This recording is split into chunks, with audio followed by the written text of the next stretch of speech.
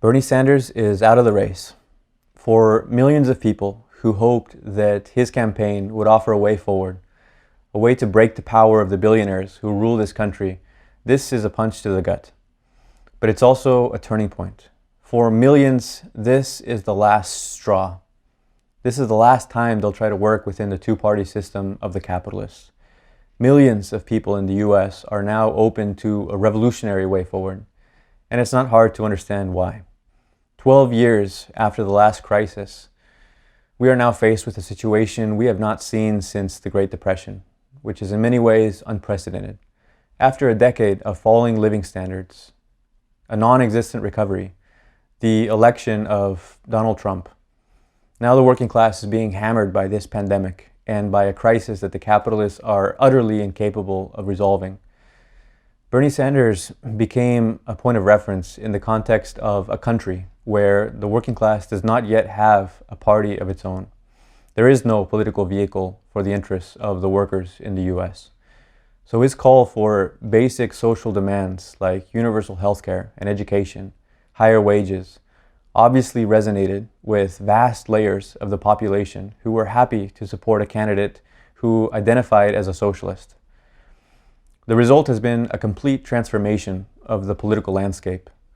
This widespread rejection of capitalism isn't something that Sanders created, though.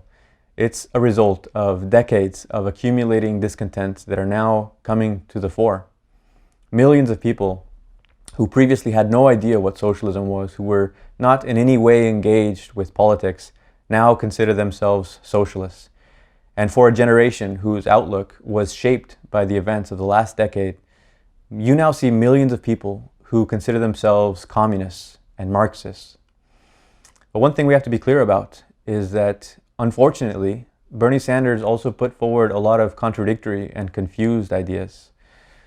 He wanted to fight the billionaires and the establishment, but he tried to do it from within one of the major parties of the ruling class. He railed against the unprecedented inequality, and people are more aware of this now than ever, that we live in a class society.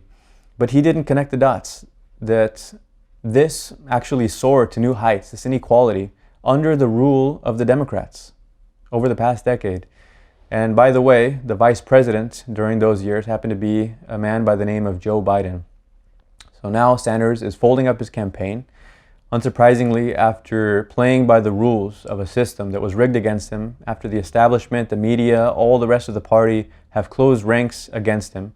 Once again, he's conceding defeat. To the same party, by the way, that paved the way for Trump's victory in the first place. He's now saying he's going to move forward, we need to unify and defeat Donald Trump, and he's planning to endorse the Democratic Party candidate for president. But whoever wins in November, whether it's Trump or Biden, life in the US is not going to stabilize, it's not going to improve, not for the working class, not for the vast majority of society, especially for women, for black workers, for youth, for Latinos. The conditions in the working class are about to get a lot harder.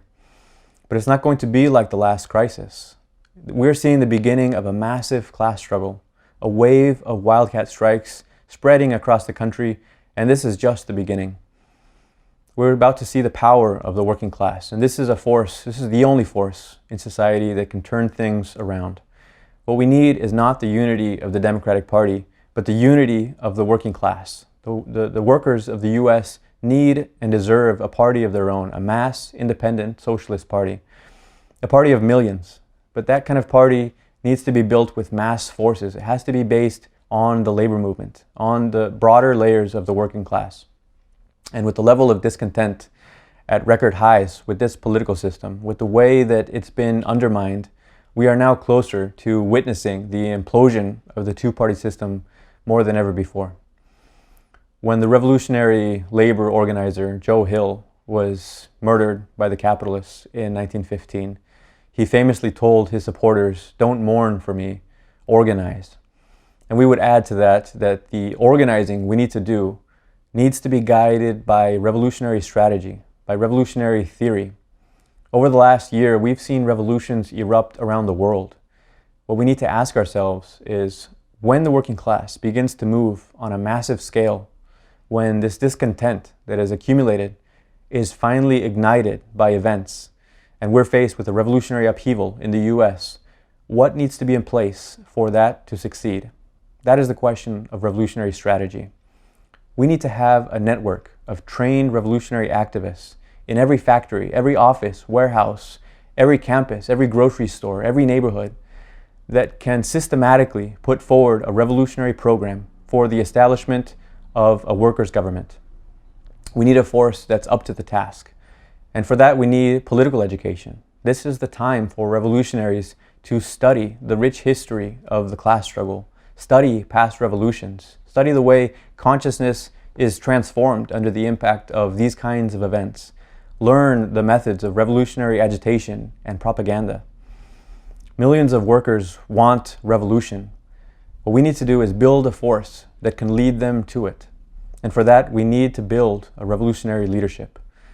The international Marxist tendency is precisely a training grounds for that leadership. We have forces in over 40 countries around the world and over 40 cities across the US. And with your help, we can reach millions more. We need to prepare for the events that are in store for us. Help us do this. Help us join a branch, in your city. Help us establish branches in new cities across the country.